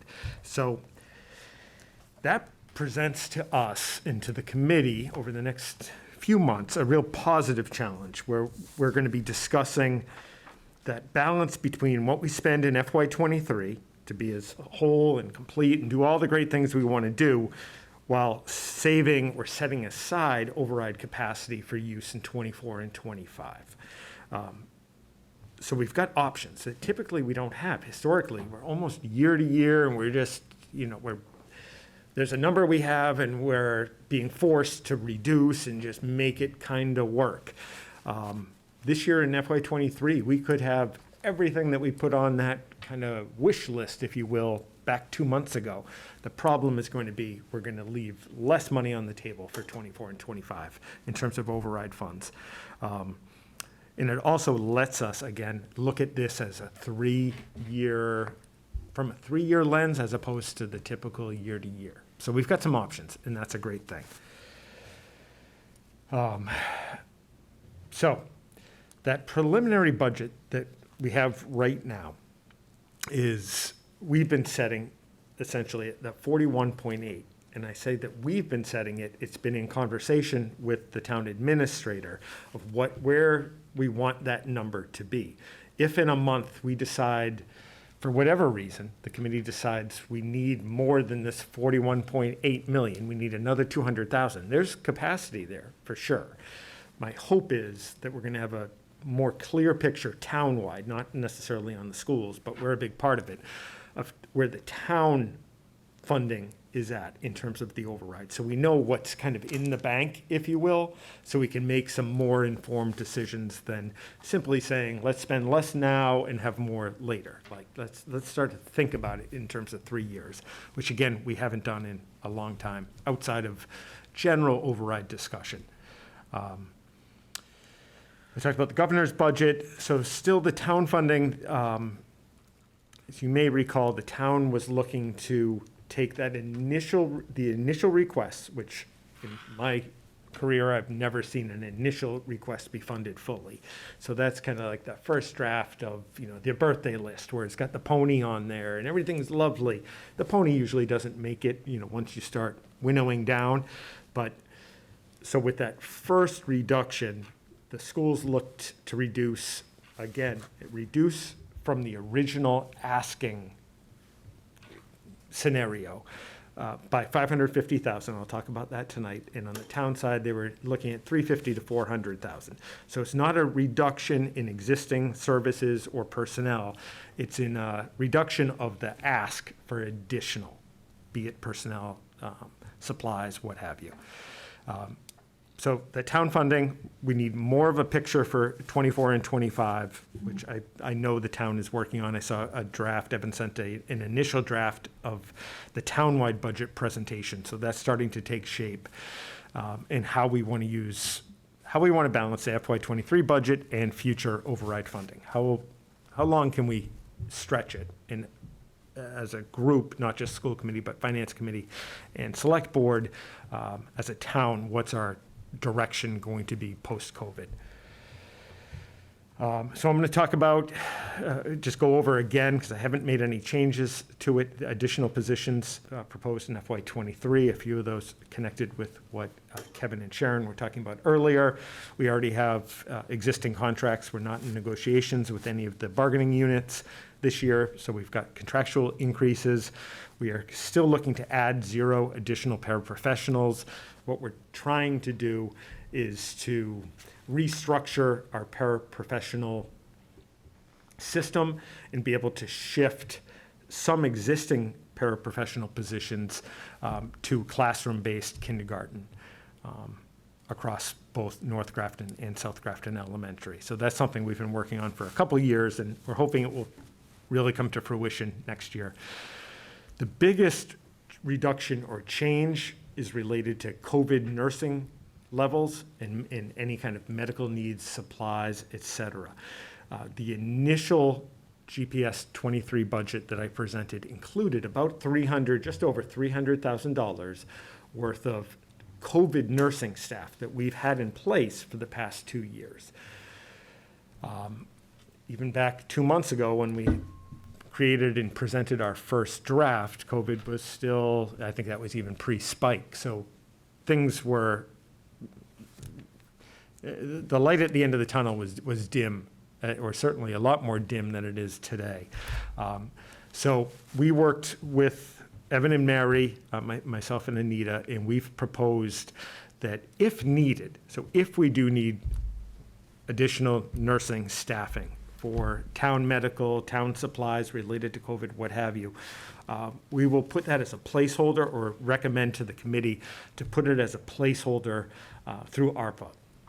So grant funds that are designed for that exact type of expense that we can set aside as a town, a couple $100,000 that could be used if, things turn around to the negative, and we have a giant spike in the fall, and we have to have more nursing and do contact tracing again, et cetera. We can't do that with our normal staff, if you will.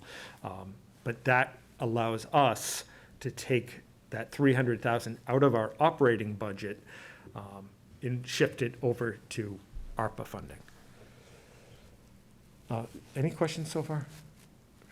Yeah. Well, it was a $500,000 delta, right? So where was the Yep, other 550. 200? I'm where gonna was the go, I'm other gonna go through 250? Oh, you're every gonna bit get of there. it. Okay. Yep. Just budget assumptions, obviously, Chapter 70, we've got initial very positive news around Chapter 70. We're hoping for minimal, there's still a lot at play, is what I'm trying to say in general, but federal grant amounts, we don't know. We're hoping that the COVID-related positions related to medical that were in the budget, that kind of works in terms of going to ARPA. I think it should and will. We're anticipating and assuming that we're going to have stable special education out-of-district rates. Right now, knock on wood, we look to be in good shape. Nothing, no surprises on the horizon that we know of. We have another meeting on that tomorrow, but it's February. A lot can happen before the end of the school year. And we're anticipating a slight circuit breaker increase that we've been forecasting for. We've got pretty good forecasting for circuit breaker and should see a slight increase, but everything that we're going to build the FY23 budget on is the foundation are these 5 assumptions. So the central cost drivers, so those requested new positions, again, 2 special education teachers, 1 at Millbury Street, 1 at the high school, a grade 2 teacher for class sizes, with a large group coming up from grade 1 at North Grafton Elementary School, an intensive nurse for one of our special education programs that's moving a level, and that arts teacher that we've talked about at the high school. So those are all in there. So Liz, this goes to your question, what we've been looking to do. So we haven't changed this, and now with the good news, could we make some of these changes and not make the reduction, if you will? We certainly could. But at this point, Anita and I are so comfortable with these changes that, as it stands today, I wouldn't recommend changing a thing. I'd much rather make these reductions to the original ask and use those monies down the road in 24 and 25. Or if things change to the negative in the spring, we could always shift. But we move additional salaries to our school choice revolving account. Every year we bring in about $750,000 through school choice. And we currently have $400,000 for the offset of salaries. So we'd increase that. It would still give us a positive balance annually of about $250,000 in school choice. So that's a little over $112,000. We had, going back a couple months, when we first drafted the preliminary budget, that's when we couldn't find a substitute for anything. And we were talking about paying more. We were talking about, I don't know if we talked about it with the committee, but we talked about hiring individuals almost like paraprofessionals, but have them serve as subs. So we put in additional monies over the typical $250,000 for subs. We added a little over $84,000 as a buffer to help us going forward. Again, there wasn't much light at the end of the tunnel at that point. That reduction of $84,000 would still leave us with $250,000 for FY23, and that is what we have averaged for the last 4 years. So I'd be very comfortable with that. We're to the good in FY22 in terms of textbooks. So we're about $40,000 to the good, if you will, where we're going to have basically in FY22 more money than anticipated in free cash, you could say. So we would spend $27,500 that we were planning to spend in FY23. We would just move that up and make that purchase in May or June of this year. We would increase the use of the transportation revolving account to offset additional transportation costs. We have $144,000 in our transportation revolver that we've been just carrying forward and adding to annually by about 20,000. So we could take an additional 25,000 out of that account with relative ease. There would be no negative impact whatsoever. In that fifth and final reduction, again, would be that 300,000 plus in nursing costs related to COVID that we would put into the ARPA, that 5.6 million that we have townwide for ARPA funding, put it under that umbrella as an as-needed expense. Even if, worst case scenario would be we'd need to take out 300,000. Obviously I'm hoping that that day doesn't come, but it would be there if we needed it. And this brings us where I don't have a great deal of clarity yet, and I'm not even sure to what degree they have it on the town end, but one of our next steps as we put this book together is, and my hope is that on the town end, we can do this by the beginning of March in the next meeting. But and certainly for the group that's getting together about override funding, I forget who's the rep, but basically resetting. So we had the override, COVID hit right after that, taking stock of where we stand now and how much we want to spend in FY23 and how much, based on what we spend in 23, we will have in 24 and 25. So back pre-COVID, we would have had 600,000 extra in 24 and 446,000 extra because of the override in 25. This obviously hasn't held true because we had a pandemic, and townwide, they were almost, there wouldn't have been anything left over in 25, no question about it, and very little in 24. So the additional monies from Chapter 70 paired with any reductions that we make to get to that 490, about use of that 491,000 is going to free up over $1 million that could be used in 24 and 25 for us. I think it's going to be about 1.4 million, which would be fantastic. We'd be able to either be very well funded in 24 and 25 or look to extend it through 26. So that's where we stand.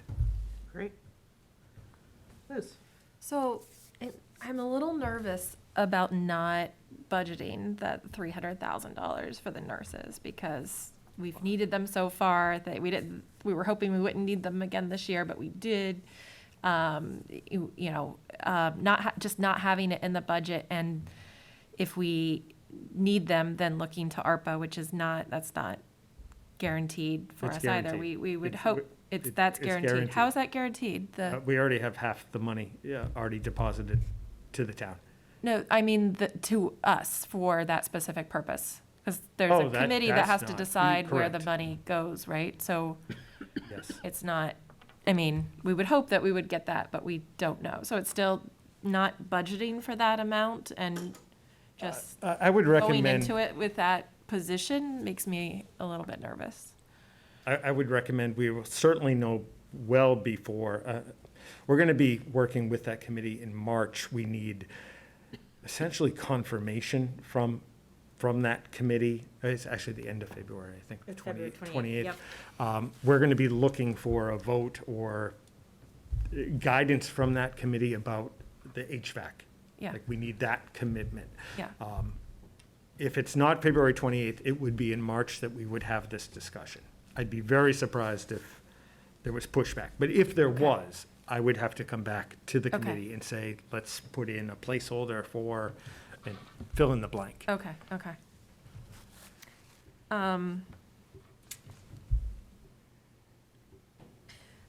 So, I always like to go when we have these discussions with the rest of the the town officials. I always like to go in asking for what we need. I think Grafton Schools has done an amazing job for as long as I've been paying attention in keeping the budget so tight.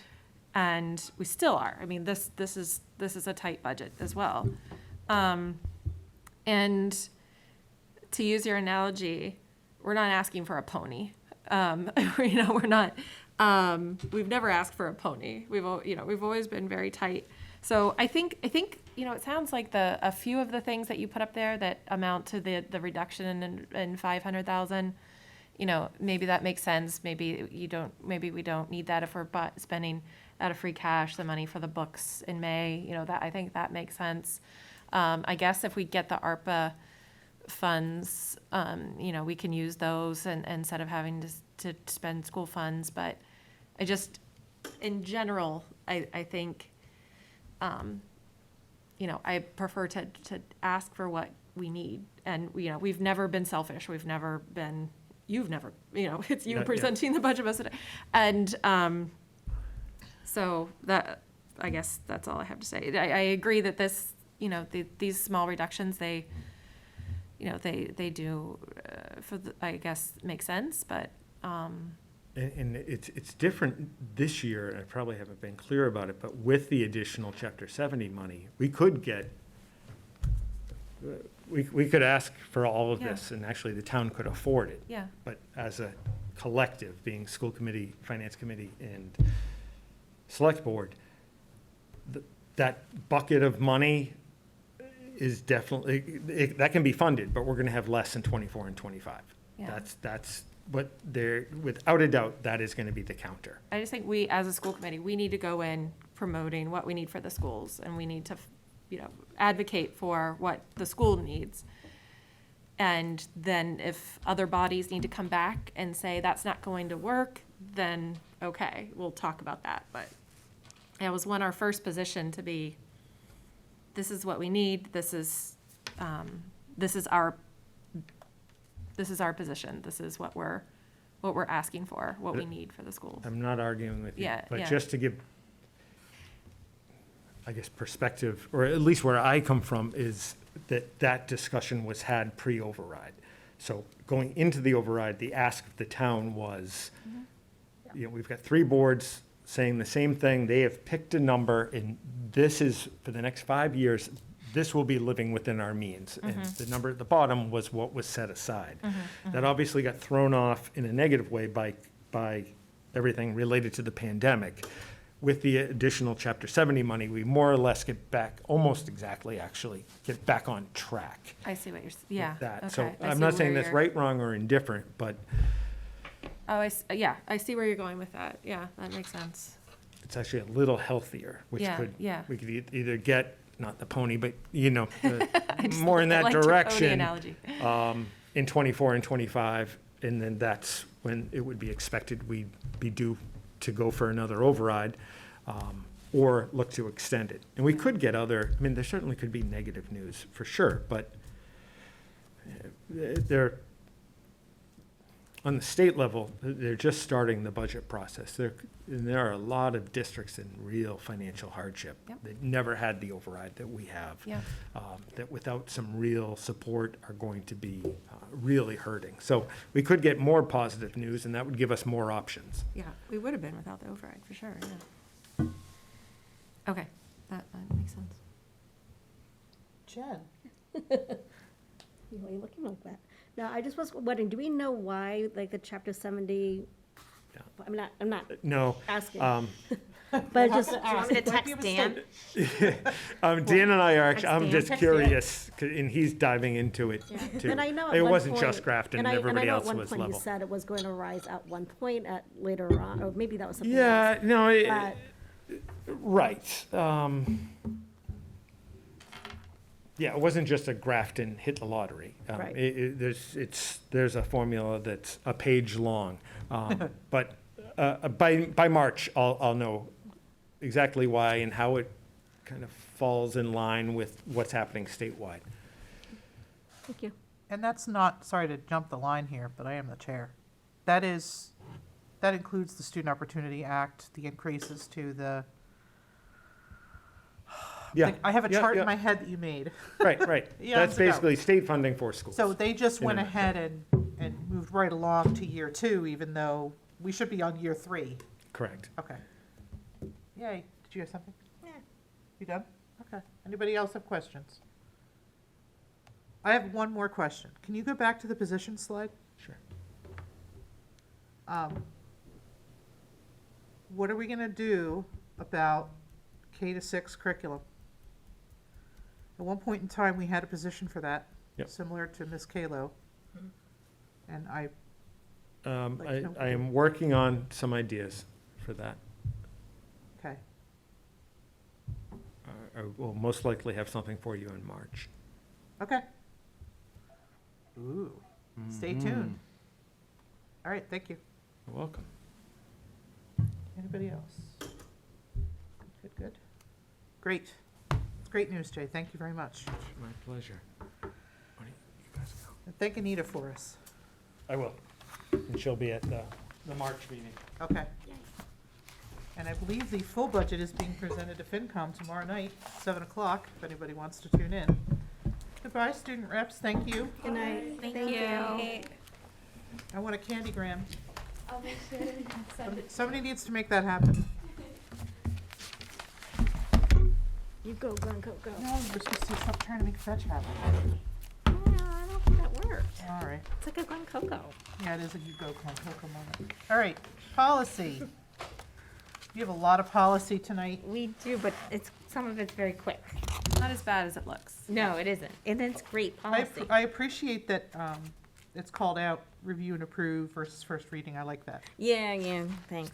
Yeah, made It's that. all Laura. Well, anyway. All right, Liz. Shall I take us through? I think you should. Okay. So the first two policies, I'll kind of wrap those in together, ECF and EDE, Conservation and Waste Management and Recycling. We looked through these policies and thought they looked pretty good. So that's why we're recommending that the committee approve these once again.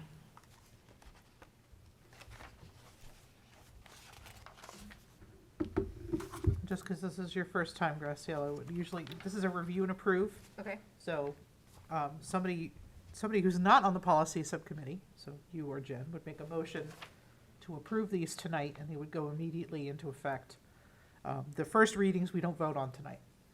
Well, actually, we do vote to accept them as a first reading, but it's not binding. And then we look at them again at our next meeting. So can I just, so they're already in effect, all of these policies. Yeah, We're these just two, yeah. possibly recommending changes. We have, I think, one new policy, but all of these policies are already in effect. What the policy subcommittee does is we review them, we see if they're out of date, or if we have any additions, or if things have changed via the law over the last time. Grafton has a lot of policies. How many, Liz? 267 when we started We this. have 267, now less, because we've been taking some out. So we go through them as quickly as we can as a subcommittee, then we bring it to the regular committee to accept our changes, or sometimes people have additions, which is perfectly fine. Liz and I are open to them, and then we'll go back and come with another edit. But when we come with them as we recommend you to approve it, it means we have no changes, we can just quickly review, and then it stays as is. Does that, Yes. Okay. I understand. So what do I say? You can, You would say, do you want Jen to do the first one? Sure. There you go. Jen, go ahead. I make a motion to accept ECF Conservation and EDE Waste Management Recycling, or to review and approve it I think you can say noted, as presented. as presented. So I second, right? Yep. Perfect. Cielo seconds. All those in favor? Unanimous? Excellent. All right, and the next policy, EEA, Student Transportation. We added some language in here. This was brought over by MASC policy, by their example policies that they have online.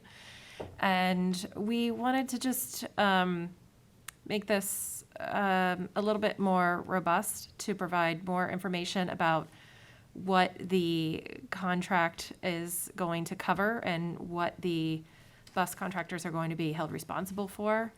So these are this is a policy that would guide those contracts. So they're in charge of specs for school bus design, inspections, examinations of bus drivers, driving regs, small vehicle requirements, if that's applicable, insurance, and adherence to local regulations and directives. And then we are responsible for Grafton school busing and the process for problem resolution, and that's provided below, and that's mostly as it has been.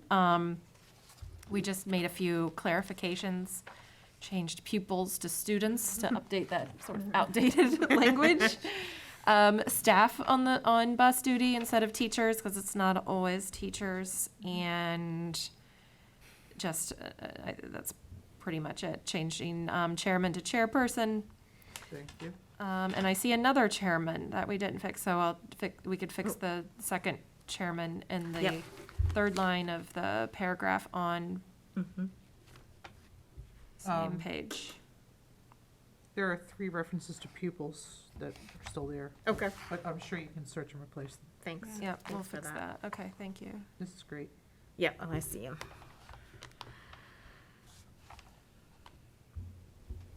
And that is it. Any questions? Great changes.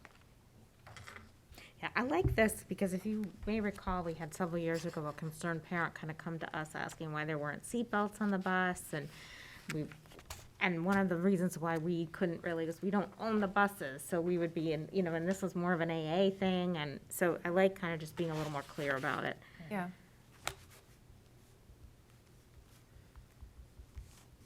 Okay, any further discussion?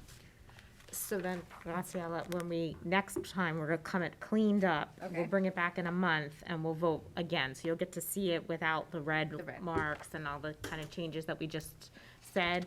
And even then, if you go home and think about it and you're like, wait a minute, you can come back at that second reading and offer any input then as well. Okay. Sorry, hopefully that wasn't out of line. What? Sorry if I'm like All right, policy splaining. we're all helping on board and remember. I'll take a motion to accept this as a first reading. I make a motion to accept policy Eea Student Transportation as a first reading. Second. Motion made and seconded. Any further discussion? Seeing none, we'll move to vote. All those in favor? Aye. All right. Motion carries. Policy BBE, school committee vacancies. We're presenting this as a first reading as well. The only thing that we did was change Board of Selectmen to Select Board.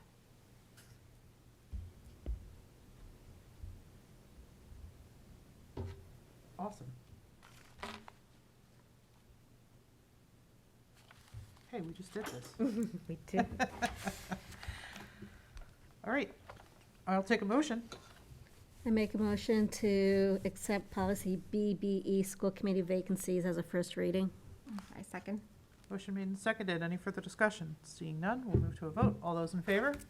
Aye. Motion carries. Policy BDD, school committee superintendent relationship, the policy committee is presenting this as a first reading. We changed some wording to more inclusive wording, including his/her to their. And we just rephrased the explanation of what the school committee reserves as our ultimate, the matters of which we have ultimate decision-making authority, which are district policies, goals, and the budget. The way it was worded before just was a little odd, yeah, and we thought. And that is it on this one as well. Okay, I'll take a motion. I make a motion to accept policy BDD School Committee Superintendent Relationship as a first reading. I second. Motion made and seconded. Any discussion? Seeing none, we'll move to a vote. All those in favor? Aye. Aye. Motion carries. All right, almost there. A couple more. BIA, new committee member orientation. Thought this was Me. timely policy to be reviewing. Changing feasible to reasonable. It's a word preference, but thought it worked better in here. Again, making changes to have more inclusive language and taking out this whole section where it said suggested topics for discussion at an orientation meeting. There's no place in the policy, the committee thought. So we took that out and then added more clarifying language that the superintendent will provide each new member with copies of appropriate publications and aids, which they already do, and including the member handbook, which they already do. And also adding the bit about the MASC new member orientation, which we encourage every member to attend as early as possible. And that's pretty much it. Any questions about that? I'll take a motion. I make a motion to accept policy BIA, new committee member orientation. Second. What is this, as a First. first reading? So I second. Made and seconded. Any further discussion? All those in favor? Aye. Okay, motion carries. All right, policy BDB, last one of the night, school committee officers, where the policy committee is presenting this as a first reading. Now, you'll see red lines in this. What we did was, this is a new policy that we didn't have. We brought in the MASC model policy and then changed everything. So the red lines that you see are those changes to not to our existing policy, because we don't have one, but to the MASC model policy, just so you can see how ours is different and how much we improved it. So we took out the bit about the chair appointing subcommittees, because that's not how we do it. We all decide who's the subcommittees at the beginning of the year and who's going to be our representative on the various town committees and things like that. And let's see, and we changed some weird language regarding the duties of the chair. I think it was a typo that they had, really. It said, in the absence of the chair, act in the absence of the chair as presiding officer. I don't think they meant to do that. And then added specific information related to the town of Grafton in the clerk's definition, which that is one thing that we talked about. You'll notice it's called clerk and not secretary. So there's another policy where we define my position as secretary. So that might be brought to the committee at a later date. But we thought it was a good term to use in this one right now. I'll take a motion. I make a motion to accept policy BDB, school committee officers, as a first reading. Second. Motion made and seconded. I protest that I'm not allowed to appoint subcommittees. I want total control. Well, Amy, we tried to future-proof it, because even though you're an amazing chair, you never know who's going to be next. So we have to think beyond the people that are You holding could the have, but you committees. could have done it. You could have done it when you were chair, and you didn't. I know, All because right. I am a really I good think this chair. is great, and I like clerk, and I like all of this. I think this is great. Number 6, it says be public spokesperson. I don't know if there's a word missing. I think it could go either way. You mean an article? Yes. I think you could just say be spokesperson for the committee to news and media outlets. How about serve as spokesperson? Yeah. Sure, I love it. Then we Yeah. get away the passive voice. Yeah. Yep. And we did chat a little bit about that. Maybe we can just, it's just news and media outlets. So we like to have one voice. If a media person contacts, ideally we direct them to Jay, but the chair should take that on ideally. Otherwise, if we're in, let's say we have a dissent, right? And we're angry and the media calls the person, like you're representing the entire committee. So it's good to have it go to the chair. That doesn't include social media. That doesn't include other things where committee members still have their own voices. But we wanted to make sure for any kind of official news and media outlets, it is the chair's responsibility. And that's a good thing to know. We very rarely do have the media contact us, but once in a while something crazy will happen and they'll reach out to anybody because Yeah. they're the media. And you might not, it's kind of exciting to get a call from the media. So it's good to know that, just in general, and then I don't think that's something we've ever really quantified before, so it's a good thing to have. It's assumed, but not. Yeah, yeah, but you just, And just for me personally, you know, if I were representing the committee to the media and I wasn't sure, like what, if we hadn't deliberated on something, I would obviously not give my opinion as the chair. I would say, Right. well, we haven't actually done that yet. I'm very careful about discussing these types of things in public anyway, but, right. it's important to know that when you do talk to the media, the assumption is that you're speaking for the committee. So that's why we do it this way. And again, future-proofing. Nice job. All right, we have a motion and a second, correct? We do. Any further discussion? Seeing none, all those in favor? Aye. There we go. That's it. Thank you. Nice job, policy. It was, Member reports. Do we have any member reports? Nobody has a member report. I do. I met with CIPC and CPC last week or the week before.